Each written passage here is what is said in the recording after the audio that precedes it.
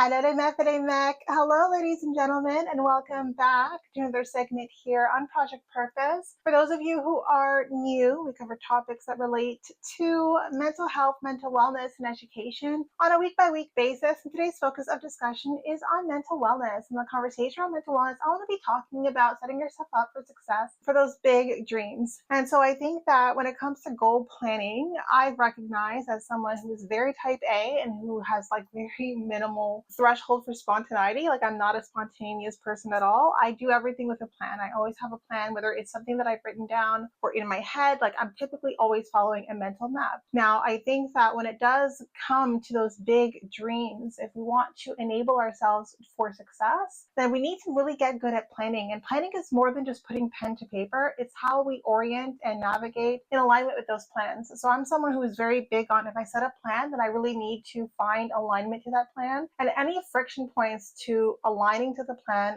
is a cause for revisiting the plan. And so let me get more into it, because I think that there are some core elements that make a plan a strong plan that will enable your success, and other plans that are just setting you up for failure. I am a driver. That is my leadership style. It is my personal style. I'm also I'm a driver expressive. So when I've done leadership trainings in the past and leadership, assessments in the past, I qualify as one of those two things. And so when it is the case that I have a roadmap or a plan, I drive in alignment with the milestones I establish on that plan. So people can anticipate that I want to find a way to meet the milestones that I feel are definitely within our grasp to meet. And so this is whether I'm driving myself towards a specific goal or whether it is that I'm driving my team towards a specific goal. I am someone who is very much, if we have a plan, we're not going to put the plan together, put energy and resources together to have a plan in place and then ignore it.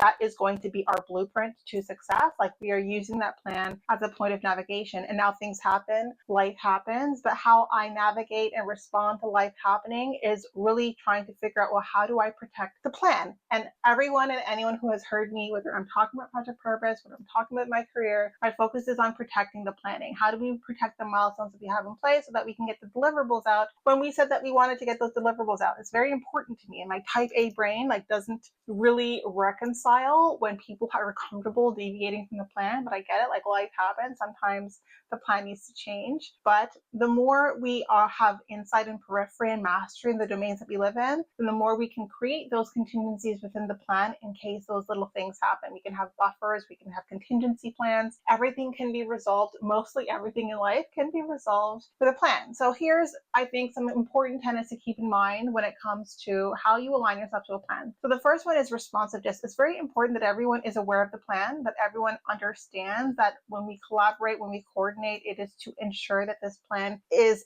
achieved. It is to ensure that we are successful. We don't create plans to just dismiss them and wing it. That is not what plans are for. And I get, for some people, they create a plan and then they just ignore it. Idea generating exercise, they don't necessarily want to adhere to it. But I am someone who adheres to those plans. And so I think that for someone who's a little bit more type B and who has a little bit more of a free orientation, who doesn't necessarily like structure, it can be a little bit daunting to be held to the milestones and the commitments that were communicated in that plan. But for me, that is not the case. So responsiveness is really important, because when life happens, when we think about the contingency plans, it's really to be responsive to how do we find our way from this divergence back to the plan. And the plan is sort of the guiding star for everyone, because if everyone can think about a contingency plan that helps us protect the plan, then we're in a good place. And so when it is the case that I am creating goals for my personal life, and Project Purpose has been a big goal in the making since 2018, it's really a lot of unknowns, right? So when you're thinking about building a plan, doing something that you've never done before,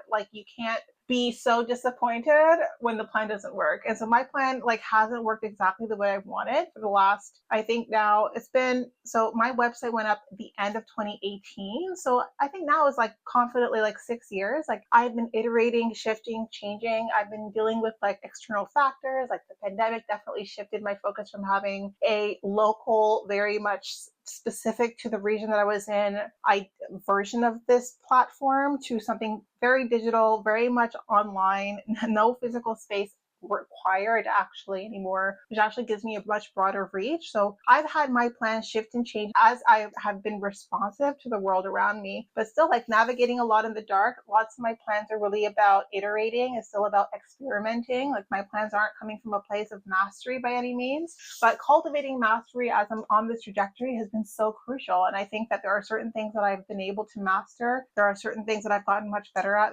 competencies that I've developed as I figured out like how do I align into this plan? Like what do I need to cultivate within myself? What competencies do I need? Like who do I need to align myself to? Like what skill sets do I need? All of these questions I'm able to answer when I build myself a blueprint or a roadmap. One of the other factors that are really, really important when it comes to planning, when we think about like the time management involved, is energy management. And when you have life happening all around you, or even like you feel like you're bombarded by life, then it's really hard to stick to a plan that's super structured when your life was a little bit chaotic. And so one of the things that I've become super cognizant of, like when it is like if I do revisit my plans, and this year I plan on revisiting my plans every month. Usually I am someone who does like a review of my plan and how well I performed against my plan like every 3 months. So that I do my own little mid-year review, and then I do my year-in review where I like think about I do my after action review and I think about the year past and like what went well, what didn't. But like as I'm reaching sort of this point in Project Purpose, I'm realizing like my planning needs to be really much more agile, much more nimble. Like I need to really be iterating and shifting my plan on a monthly basis if I find that something's not working, if I really am trying to be aggressive in achieving the results that I want. And so that's what I'm going to be doing moving forward. But when I think about like what it is that I'm looking for when I am revisiting my plan on a monthly basis, it's more so to do with like how do I make sure that the time management that I've established aligns with my energy management? How do I keep my energy up in a way so that I can do all of the things that I want to do and more, because I'm not done quite yet,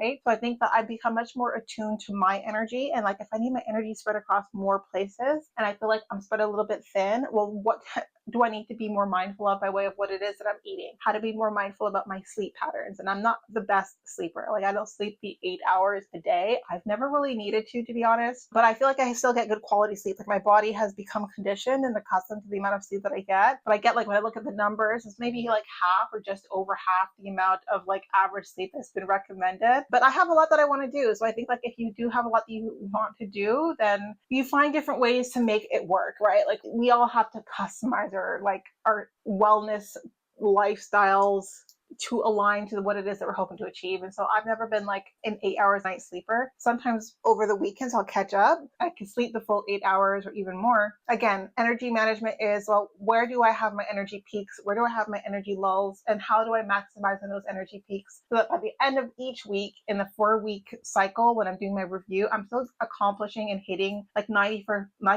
of my milestones. And like 100% would be great, but like I don't want to be too hard on myself. It's been 6 years in the making. So like 95% success rate for me is great. And then I pivot every month. So if there was a month where I fail or I didn't achieve the goals that I'm looking for, then it's not about beating myself up. It's not about being critical. It's about pivoting. Like what can I do better when it comes to like energy management so that I have the energy to achieve my goal? Because I think the goal itself, they're well placed. I don't think my goals are too aggressive. I don't think my goals are overly ambitious. I think that like I have a solid structure, but like my focus now is on energy and is on making sure that like as I achieve these specific goals or push towards achieving these goals, I'm not burning out. So because I'm super conscientious about not burning out, like I feel pretty confident that that's not going to be a route that I fall into, because I'm trying to be super aware, super intentional, super mindful about how I'm managing my energy in order to achieve my goals.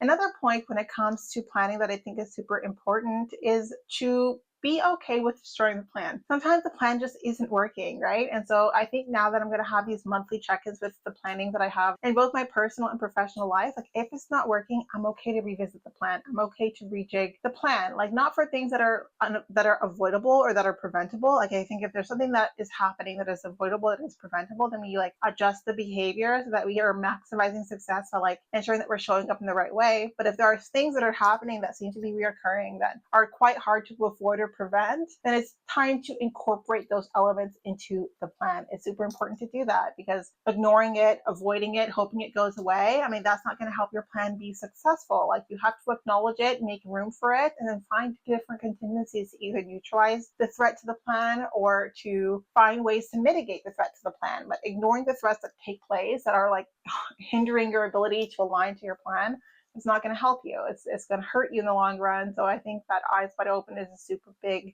component to keep in mind. It's a super big element to keep in mind as well. And so I think that those three things are super important for me when it comes to making sure that my plans enable me to be successful, like being responsive to my plans, being aware of how well I'm performing in alignment with those plans based on my energy management, and also like being able to adapt, being able to change the plan if the plan isn't working. Like no one needs to break their back to fit into the plan. Like people come first. So it's important that like if there are some really big pain points or friction points that are taking place, that we revisit the plan so the plan can accommodate those pain points and those friction points so that you're still enabling your success within the timelines that you wanted. Now, sometimes the biggest threat to your plan are people. There are people who are actively working against the plan that you have in place. And so with that, I would say add more people to support, defend, protect the planning, right? So I think that, I mean, there are so many different factors. Like life always throws in like some sort of keg in the wheel. And I think that it's fine that life does that. We cultivate skills and we acumen, especially we cultivate the reflexes required to like circumvent those things and not let those things deter us. It's okay to have a moment where you're having to collect yourself and to align and define yourself back to culture, but never allow people to dissuade you or deter you from following the plan. Like the plan that you've put in place is going to enable you to be successful. Like everyone's going to be happy. It's going to be a great achievement, great accomplishment. If there's some hurdles along the way, face those hurdles with grace. You can push through them. No worries, no problem. And that's what I tell myself all the time. Like none of my plans, especially in the last like 10 years or so, have been without some sort of a deterrent, like things that I didn't expect to happen that have happened that have made it really, really hard for me to follow my plan, but also made it very clear that these plans were very important to me. I think it gave me the clarity that this wasn't just like a hobby. This was really something that I was very passionate about. If I was fighting through so many very difficult things in order to align myself to my planning. So I think that like even the pitfalls and the hardships and the challenges give you a sense as to like how much do you want this thing that you're planning towards. And so another element that I think is just so important as I wrap up this conversation around planning is making space for spontaneity. I think that I have been incredibly rigid when it comes to planning. Like I am very type A. Like I like my life to feel as though it's following a specific sequence of events, and I like to know that I have a hand in those sequence of events. But life has shown me that that's just like a very small scope of reference to live within, and life is much bigger than what I choose to focus on. And it's important to just like give myself space for spontaneity, like let spontaneous moments happen, let creative genius take place in the space between planning and executing. And that's typically where it happens. And so that's what I wanted to talk about, some food for thought for you. I don't think a lot of people come on here and talk a little bit about like what are some of the do's and don'ts of planning, like what can you do with your plans and making more successful in attaining those plans. I just wanted to come in here and talk about that because a lot of us have big dreams, and the only reason why we aren't even 2 steps closer towards achieving those dreams is because we are not planning. And so while my plans have not given me the results that I want as yet, I know that without having had the plans that I've had in place, I wouldn't be here right now. And I know that where I'll be in a year from now will be a byproduct of the planning and the execution and the strategic repivoting and the focus and the reflection and the awareness that I cultivate along my 2026 journey. So that's what I wanted to come in here and talk about, some food for thought for you. Now, if you are interested, we do actually provide adult programs, so adult training programs that are completely online, completely digital, virtual, and continuous. You continue at your own pace, focusing on giving you the critical thinking skills to really find meaning and fulfillment in your life. We have different programs to help you cultivate focus, clarity, development, focus on cultivating your growth mindset so that you can really figure out like how you cultivate the awareness to align to the things in your life that will give you that sense of growth, fulfillment, and purpose, and especially purpose. And we do also provide parent-child workshops focusing on cultivating that leadership development in children. Now, these workshops are built on the philosophy that we have 4 core competencies that build into someone's leadership quotient, and that's cultivating autonomy, self-efficacy, compassion, and self-concept. We did offer a free course, a free self-concept teaser, beginning of the month. Now that teaser is done. Maybe at some point later on in the year, we might offer another free course. But in this moment, like do check out our programs, check out our website. If you're still here, like leave us a follow. Tell us how you make sure that your plans are successful. Like what things do you do to enable and empower yourself to align to your planning? And I look forward to chatting with all of you very soon. Follow us again across all of our social media platforms, and thank you for giving us a small role to play in your journey. We'll talk soon. Have a great day, everyone.